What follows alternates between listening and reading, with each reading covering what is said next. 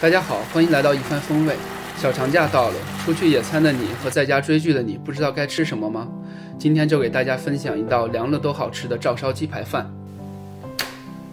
这道菜要用带皮的鸡腿肉，反过来在肉上多划几刀，以便入味儿。力道也要掌握好，要不深不浅。这道菜是不加盐的，所以腌制入味儿就显得非常重要了。葱姜、料酒、盐一样都不能少，轻轻地给它抓匀，腌制20分钟左右。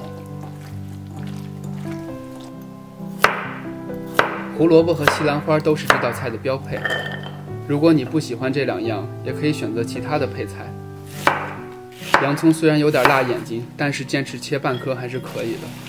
水开之后倒入准备好的配菜，煮配菜的空隙也不能浪费，因为已经饥肠辘辘了。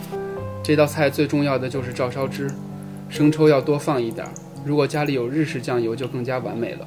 第一次听说昆布的时候也觉得很陌生，看上去跟海带很像，但是少了很多海带的腥味儿。不怕麻烦的话，买瓶清酒回来，既能做料理，又可以小酌一杯。味淋没有也不用太担心，多加1勺白糖，什么问题都解决了。蜂蜜可以把汤汁变得粘稠，颜色更加的红亮。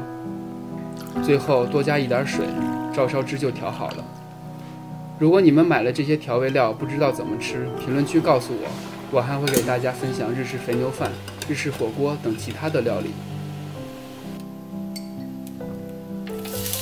油量要控制好，因为在烹调的过程中，鸡皮也会出不少的油脂。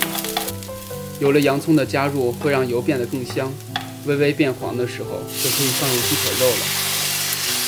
记得一定要先煎鸡皮那面，才能更好的定型，做出来的照烧饭才能跟买的一样好看。火候也要掌握好，在中小火和中火之间切换就可以了。鸡皮上了颜色以后，翻到另外一侧，轻轻的按压，让受热更加的均匀。等到两边都上色以后，就可以每30秒给它翻一次身了，跟煎牛排的方法差不多。洋葱变糊以后，使命就已经完成了。鸡排煎到外观缩水的时候，就可以加入调味汁了。如果把锅盖盖上去焖5分钟，会成熟得更快。可惜我家这个锅太大了，至今都没有选到合适的锅盖。烹制的时候也不要忘了经常把料汁撒到鸡肉上，这样两边才能更好的入味儿。汤汁起了大泡，就是告诉我们很快就可以吃到了，记得多留一点汤汁，拌饭的时候就只靠它了。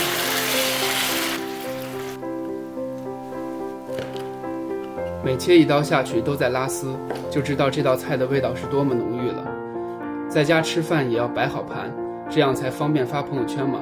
掌握了做法的你就不要不舍得这点汤汁了，在肉上和菜上多淋一点，吃起来才过瘾嘛。